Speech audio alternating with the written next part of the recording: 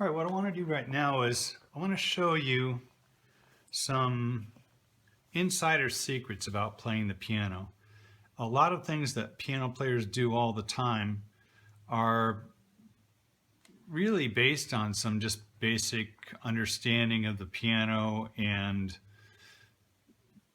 you could almost call them tricks of the trade, insider secrets.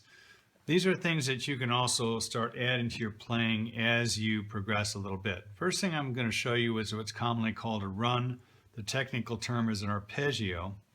What I'm going to do here is it's kind of a variation on the broken chord idea.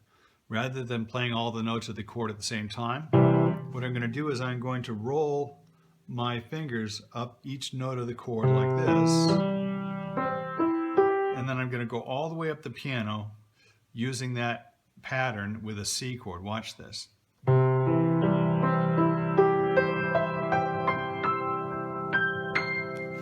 don't think you actually saw the top part there, but all I was doing was running up the notes of the chord.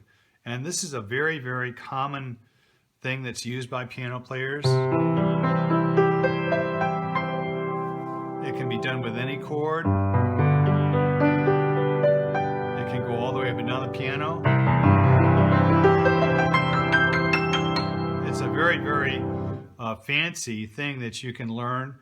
Now, let me show you what this first comes out like when you first try doing it. And the reason it sounds like that is you've got this rhythmic gap when you change hands.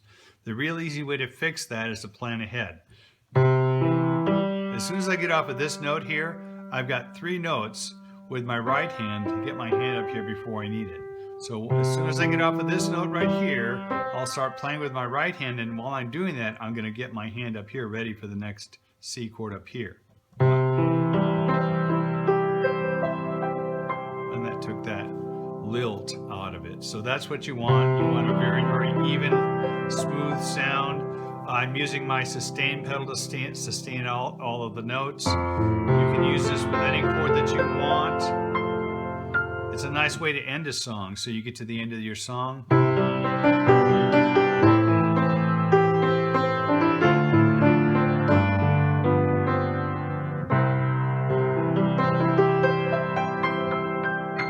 Very nice way to end a song.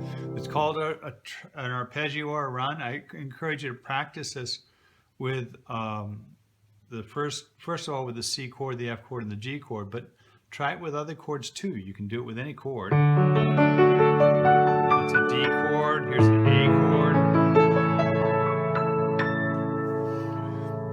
chord. So that's a really fun little thing to add. Another thing I want to point out is that you can move any chord or melody, for that matter, around on the piano. This pattern between these 2 fingers is all you got on the piano. So if I'm playing a melody like this,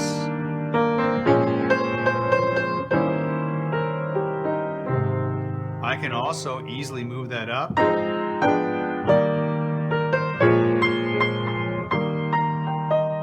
It's just a way of changing things around. So don't be afraid to try and experiment with that kind of thing. I can move a chord pattern from one octave to another. All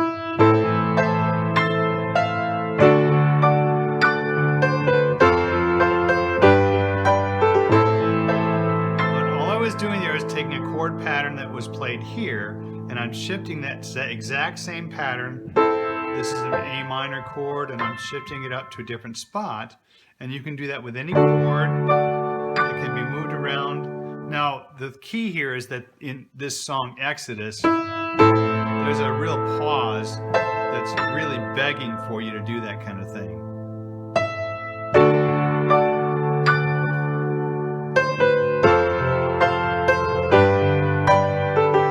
It really makes your playing sound big. So don't be afraid of the piano. These high notes and low notes are not any harder to play than the ones in the center. Another thing I want to show you is what's called a stride bass. You can make a song sound bigger with that. I showed you how to play Take Me Out to the Ball game like this.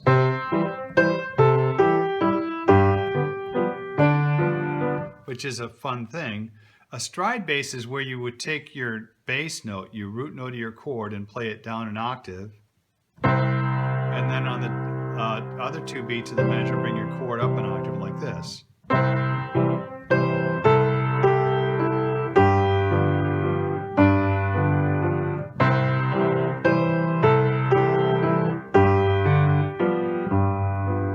So notice how that's giving me a more of a bass sound here by doing that kind of thing. And it's called a stride bass. It takes a little bit of work because when you move your hand like that and move it down, you've got a potential for hitting the wrong note. But it's something I would encourage you to experiment with. And I mentioned earlier that a lot of music is nothing but broken chords. I think if you think about it, you can think about so many songs that are really, really nice with broken chords where rather than playing the notes at the same time, you create a pattern with it. I showed you Silent Night earlier in the material. It's, Oh Holy Night is the very same thing.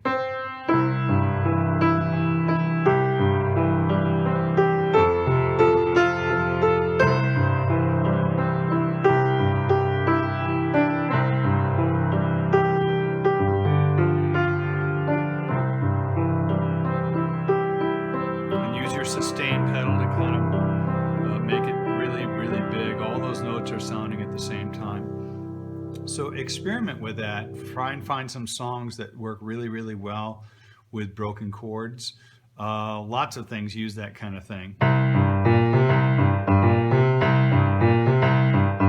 That's Ray Charles' favorite little signature thing. It's just a seventh chord, and he's making a broken pattern out of it.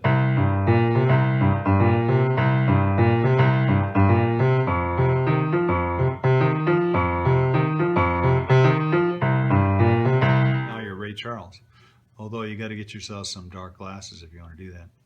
Another thing I want to show you is what's called a blues scale, and this is something I really wish I'd known when I was in high school. I learned scales, but I never learned a blues scale.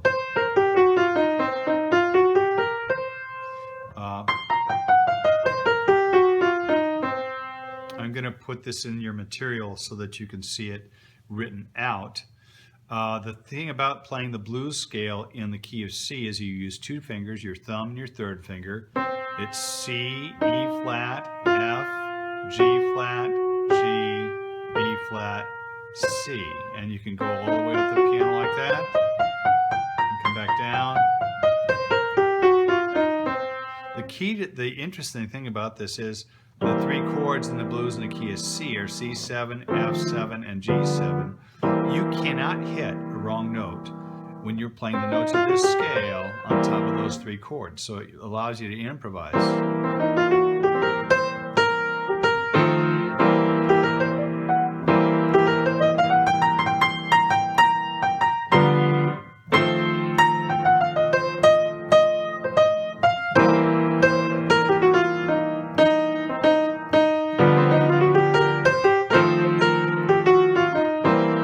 The notes that I played there in my right hand were part of the blues scale, and I was using it on top of those three chords in my left hand. So we've got a lot of these kinds of things that we introduce to you in our online lessons, and once you get through this book and this material and you're looking for something else to do, I encourage you to take a look at what we have online to help you continue down this road. And I really encourage you to just make piano a big part of your life, because it can really, really enrich your life and the lives of your family too.